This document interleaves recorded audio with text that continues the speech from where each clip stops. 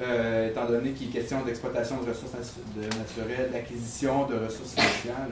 Donc, sans se prendre trop au sérieux, là, je me demandais pourquoi, étant donné tous ces autres exemples, tu considères que vraiment Django Unchained, c'est le meilleur film politique des 10 dernières années? Mais parce que dans meilleur film politique, il y a à la fois film et politique. Moi, je trouve que There Will Be Blood est un très mauvais film parce que c'est un film qui justement se prend au sérieux. On a loué un des compositeurs de Radiohead pour faire une musique trop chiadée. On fait un film de 3 heures pour montrer qu'on est ambitieux. On prend Daniel Day-Lewis pour être sûr d'avoir un Oscar. Et on étire pendant 2 heures une démonstration kitschissime qu'on a déjà fait 1000 fois depuis Le Parrain, à savoir que le contrat social américain, c'est au fond un contrat criminel. C'est profondément pas original, j'ai trouvé le film profondément chiant. Donc c'est ni un bon film, ni un bon film politique.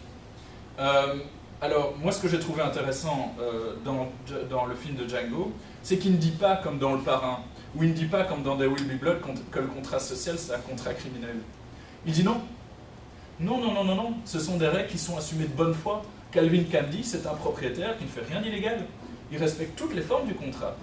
Le shérif, ce fut peut-être un criminel, mais il a été embauché en bonne et due forme. Les citoyens qui sont là-bas, ce sont des braves gens. Donc Tarantino est beaucoup plus, me semble-t-il, en réalité beaucoup plus fin que tous ces cinéastes, ne fût-ce que le Wolf of Wall Street il y a quelques semaines, qui nous explique de nouveau que le système américain c'est un système criminel. Tarantino nous dit non, le système américain est un système, tout ce qu'il y a de non criminel et pourtant profondément injuste et profondément factice. Et donc dans ce sens-là, je trouve que c'est beaucoup plus fin. Et c'est aussi beaucoup plus fin pour une deuxième raison, c'est que Tarantino est un cinéaste ironique. Alors l'ironie, ça nous permet quoi? Ça nous permet d'abord de faire un film rigolo. C'est-à-dire que, comme un autre cinéaste ironique, c'est typiquement Paul Verhoeven, dont je tiens un des grands chefs-d'œuvre, c'est Starship Troopers, qui nous fait un film de science-fiction à l'apparence fascistoïde, qui a été pris comme un film de science-fiction fascistoïde pour tous ceux qui ont été le voir et trouvé que c'était sympa de buter des araignées géantes sur la planète Mars, mais qui en réalité est une critique justement de ces films blockbusters où il s'amuse à montrer des héros bas du front, des sergents stupides, des femmes vénales et sexuellement ouvertes, et ce genre de choses. Et il faut vraiment être stupide, enfin, si on connaît Verhoeven, pour ne pas comprendre qu'il y a un double texte. Alors, Tarantino, comme c'est un cinéaste ironique, il te promet à la fois le fun, et aussi une véritable qualité de caméra, et aussi donc ce récit sur l'Amérique. Et cette ironie a un deuxième avantage, c'est que ça permet aussi à Tarantino de ne pas être dupe non plus de son propre récit. C'est-à-dire que Tarantino est parfois un peu lâche. Hein. C'est-à-dire justement, il dit un peu aux spectateurs, écoute, tu auras le beurre et l'argent du beurre. Toi, redneck, bas du front, si tu veux du sang, tu en auras. Mais toi, étudiant en post-colonial studies, si tu veux de la réflexion, tu en auras aussi. Et c'est vrai que c'est un peu putassier, hein, c'est le côté putassier de Tarantino. Et l'avantage, c'est qu'il n'est pas dupe de son jeu. Et ce n'est pas un hasard non plus si lui-même se fait exploser. Il sait très bien lui-même que c'est le regard d'un blanc sur les noirs. Et quand on lui demande, est-ce que tu t'es renseigné, est-ce que vous êtes renseigné sur l'esclavage, il ne se cache pas pour dire non. Non, je ne me suis pas renseigné sur l'esclavage. Non, je ne connais pas l'esclavage. Tout ce que je connais de l'esclavage, c'est une expérience de blanc qui a vécu, est né et a grandi dans le sud des États-Unis. Et donc, c'est la raison pour laquelle, pour moi, il n'y a pas de comparaison possible en termes de qualité tant formelle que substantielle entre There Will Be Blood et Django Unchained. Voilà. D'autres questions, commentaires? Moi, je voulais alors, je vais me permettre de t'interroger, est-ce que c'est une exception dans le cinéma de Tarantino ou si tu remets ce film dans un message peut-être plus long, tu as parlé de ces 8 films, il s'arrêterait à 10. C'est vrai que le précédent, Inglourious Basterds, avait aussi un thème explicitement politique, mais comment est-ce que tu pourrais tracer une évolution, ou est-ce qu'au contraire il y a une constance dans les films de Tarantino, même des films qui a priori sont moins politiques comme Le Boulevard de la Mort ou Kill Bill, est-ce que tu y vois aussi une lecture politique qui serait différente ou similaire à celle que tu as développée? Alors, je dirais 3 choses. D'abord, je ne pense pas que les 6 premiers films de Tarantino soient explicitement politiques, même si je sais qu'il y a eu des analyses de type féministe et post-féministe de Kill Bill ou de Boulevard de la Mort. Hein. Mais je crois que là, ça reste vraiment des analyses de type culturel. C'est la place de la femme la place de la femme et le rôle qu'elle joue dans ce genre de film. Alors, ça c'est le premier aspect, je crois. Deuxième aspect, qu'il y a quand même une dimension plus proprement politique à Inglourious Basterds, et à Django. Et de nouveau, qui je pense est moins focalisé sur la question de la vengeance ou de la colère que sur un autre point qui est, cela dit, déjà présent dans les premiers films de Tarantino, qui est la question du langage.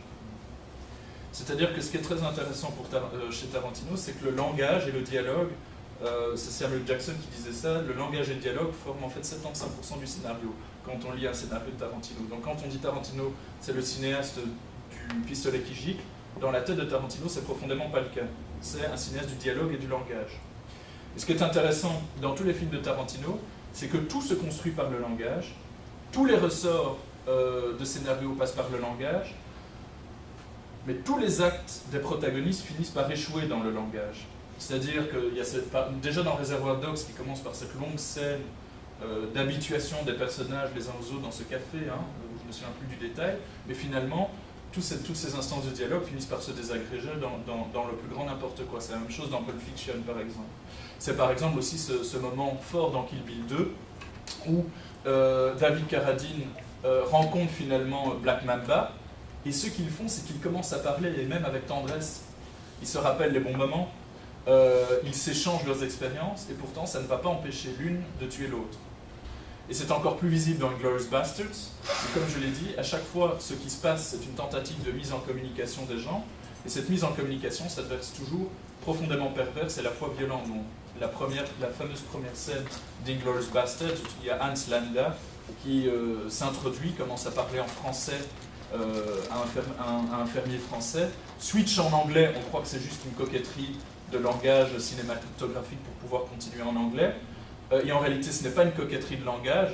Ce switching du français à l'anglais piège à la fois le spectateur et les juifs qui sont en dessous du plancher. Et le choix de parler en anglais vise en fait à piéger le fermier français et à piéger les juifs qui sont en dessous. Donc je crois que s'il y a une dimension, je dirais, entre guillemets, politique ou politisable qui parcourt le cinéma de Tarantino, c'est une véritable affection, une vénération pour le langage et le constat que le langage, au fond, ne permet malgré tout pas, en dépit de ses avantages et de sa dimension civilisatrice, ne nous permet pas de vivre ensemble. Et c'est en ça qu'il est aussi anti-rousseauiste. Puisque Rousseau, c'est presque l'inverse. C'est quelqu'un qui se méfie de l'émergence de la société, de l'émergence du langage, qui nous fait quitter l'état du bon sauvage, mais c'est néanmoins ce langage qui permet de faire tenir les sociétés modernes ensemble. Donc je dirais que s'il y a une dimension commune à tous ces films, ce serait plutôt ça. Merci. D'autres commentaires ou questions ?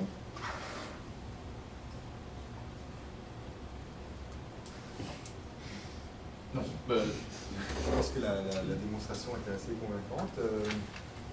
Et voilà, avant de... Quelle heure est-il ? Excusez-moi, je ne sais pas. Moins quart. Si tu veux encore nous présenter un extrait ou tirer une conclusion, on peut quitter la salle vers moins 5. On a encore 10 petites minutes. On a 10 petites minutes ? 10 petites minutes. Alors je résiste pas à... Parce que c'est quand même... Il est beau, hein.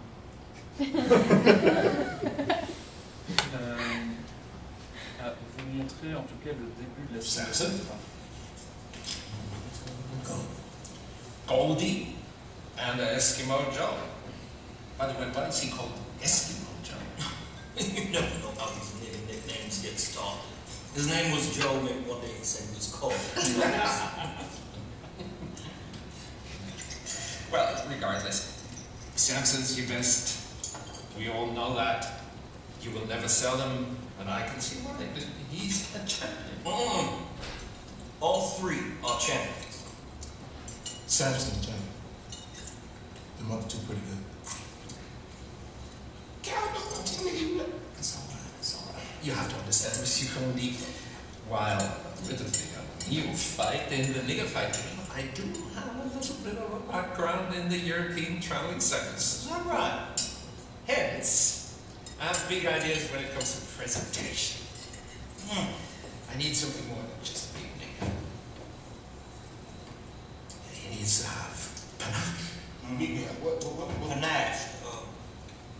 Sense of showmanship. Showmanship. Yes, I want to be able to bill him as a black Hercules. Oh, Black Hercules, isn't that clever? More like nigga league. I said, and I quote, I would pay top dollar for the right nigga. Now, I'm not saying that Eskimo Joe is a wrong nigga per se, but is he right as rape? Oh, Dr. Schultz, I will have you know, there is no one in the nigga fight game that appreciates the value of showmanship more than Miss Your Count and your candy. Nobody. But one must not forget the most important thing in the nigga fight game, and that is a nigga that can win fights. Now that should be your first, second, third, fourth, and fifth concern. Now after you have that, and you know you have that, then you can start to implement a grand design. In other words, first thing is first. First thing.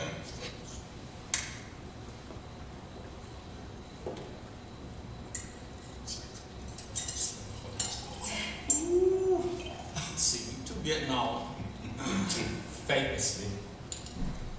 Oh, Monsieur Combi, you can't imagine what it's like not to hear your native tongue in 4 years. well, hell, I can't imagine 2 weeks in Boston.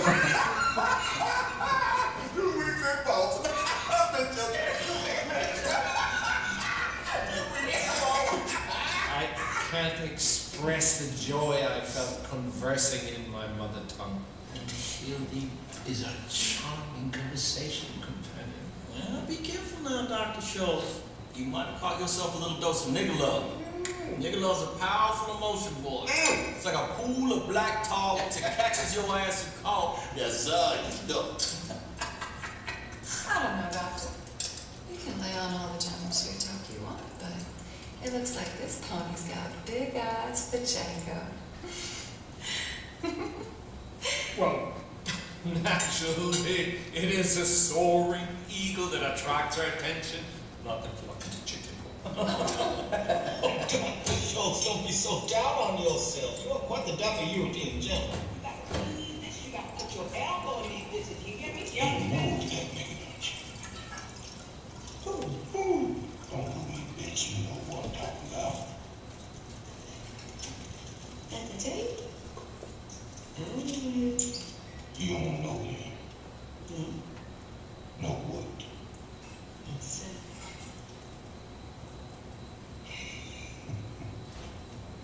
You wouldn't lie to me now, would you?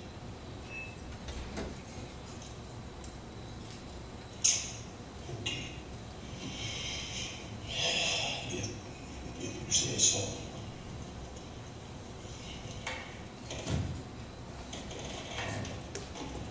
Eskimo Joe's a quality nigga. No doubt about it. If it's my money, I wouldn't pay no $12,000 for it. What would your price be? I was inclined to be generous. And I don't know why I would be inclined to be generous. 9,000. Maybe. Dr. Schultz, let me re-clarify how this whole negotiation came about. You see, it wasn't me who came to you to celebrate. Sure would. It was you who approached me to buy it. Sure would. Now that $9,000 figure Brock Boy's been banning about, that ain't too far off from riding. If I wanted to sell Eskimo Joe for that, I could do so any day of the week. Any day. But like you said in Greenville, Doctor, I don't want to sell it. It was on your ridiculous offer of $12,000 that made me even consider it. You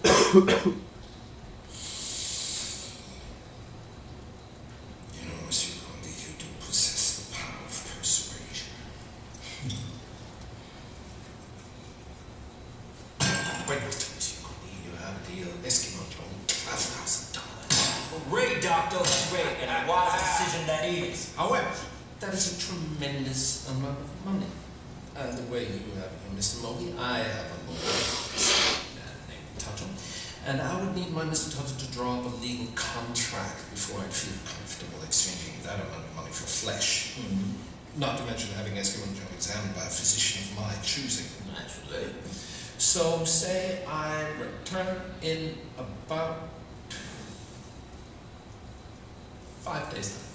5 days. With my Mr. Tuttle. And then my Mr. Tuttle, your Mr. Mogi can hash out the say splendid, darling. Splendid. Gentlemen, may I propose a toast? To Eskimo Joe, or shall we call him the Black Hercules?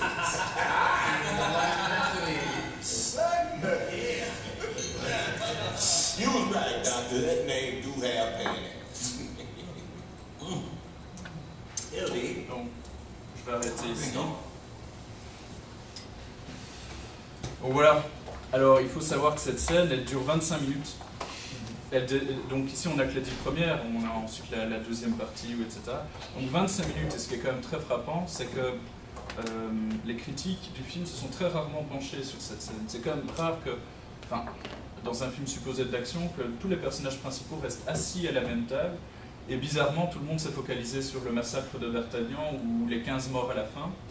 Il me semble, ici on a vraiment tous les éléments, il me semble que c'est bien sûr ici le climax du film et le moment qui résume tout ce qui est important ensuite, c'est-à-dire dans ce premier cas, cette négociation, où par ailleurs les personnages prennent bien le soin et le temps de dire voilà, il y aura mon avocat, on va respecter telle forme et telle forme et telle forme. Et donc voilà, je vous laisse avec j'espère l'envie de revoir le film, et je vous remercie d'avoir consacré 1h30 sur le sujet en tout cas.